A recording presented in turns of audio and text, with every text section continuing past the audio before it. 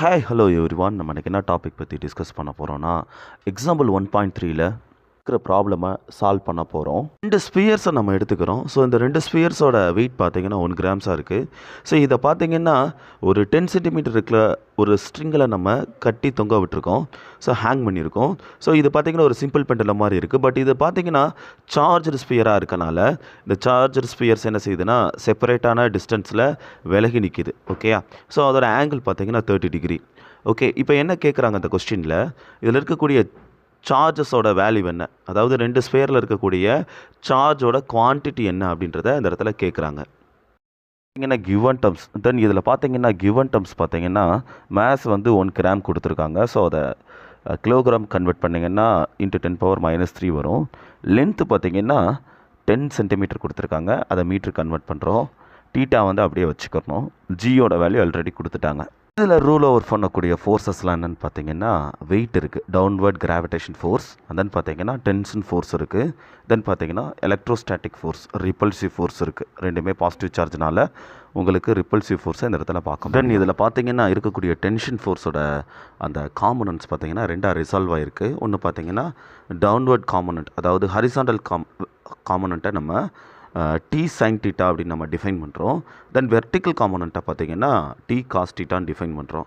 இப்போ D sine theta பார்த்திங்கன்னா உங்களுக்கு ஹரிசாண்டலாக இருக்கனால இப்போ ரிப்பல்சிவ் ஃபோர்ஸோட டைரெக்ஷனில் இருக்குது. ஓகே, அண்ட் பார்த்திங்கன்னா டி காஸ் டீட்டா பார்த்திங்கன்னா டவுன்வர்ட் டைரெக்ஷனில் இருக்குது. ஓகேயா? MG downward. ஓகேயா? ஸோ இந்த டைரெக்ஷனில் இருக்குது. இந்த 2 காம்போனண்ட்டையும் நான் டிவைட் பண்ணுறேன். அப்போ டிவைட் பண்ணால் உங்களுக்கு என்ன வரும் அப்படின்னு பார்த்தீங்கன்னா T sine 30 degree divided by T cos 30 degree is equal to FE divided by MG. ஓகேயா? ஸோ உங்களுக்கு தெரியும் சைன் டிவைடட் பை காசுன்றது டேன் டீட்டாவாக வந்துடும். டி டீட்டாம் கேன்சல் ஆயிரும்.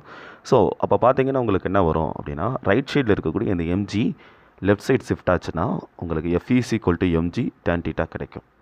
டேன் டீட்டா டேன் 13 போட்டுக்கலாம். ஓகேயா? ஸோ இப்போ இந்த ஆப்டான வேல்யூலாம் நம்ம சப்ஸ்டிட் பண்ணோம்னா என்ன வேல்யூ வரும் அப்படின்றத பார்ப்போம். இதில் இருக்கக்கூடிய அந்த ஆரிஜின் பாயிண்ட்லேருந்து ஸ்பியர் வரைக்கும் இருக்க டிஸ்டன்ஸை a/2 நம்ம சொல்கிறோம். ஸோ இந்த ஏயோட வேல்யூ என்ன அப்படின்றத நம்ம கால்குலேட் பண்ண போகிறோம். ஸோ இப்போ பார்த்தீங்கன்னா சைன் டீட்டா, ஓகே, அந்த சைன் டீட்டா எடுத்திங்கன்னா sine opposite side divided by அதன்னு பார்த்தீங்கன்னா அட்ஜசன்ட் ஹைபாத்திசிஸ் சைடு வரும். இப்போ sine theta is equal to opposite side வந்து உங்களுக்கு a/2 இருக்குது. தென் பார்த்தீங்கன்னா ஹைபாத்திசிஸ் சைடு வந்து எல்லாம் இருக்குது. இப்போ இது ரெண்டுமே நீங்கள் ஷிஃப்ட் பண்ணிங்கன்னா a/2 is equal to L sine டீட்டான்னு கிடைக்கும். டீட்டான்றது உங்களுக்கு 30 டிகிரியாக இருக்குது. ஸோ இப்போ இந்த எல்லுக்கான வேல்யூ என்ன அப்படின்னு பார்த்தீங்கன்னா 0.1 இருக்குது. இந்த 1 கொண்டு போய் சப்ஸ்டிட் பண்ணோம்னா நம்மளுக்கு ஃபார்முலாவில் கொண்டு போய் ஃபார்முலாவில் சப்ஸ்டிட் பண்ணோம்னா நம்மளுக்கு 2 × 0.1 சைன் 30. ஓகே, ஆல்ரெடி உங்களுக்கு சைன் 30னா எவ்வளோன்னு தெரியும். 1/2 2வும் 1/2வும் கேன்சல் ஆச்சுன்னா ரிமைன் 0.1 தான் இருக்கும். ஏன்ற டிஸ்டன்ஸும் கூட உங்களுக்கு 0.1 மீட்டர் தான்.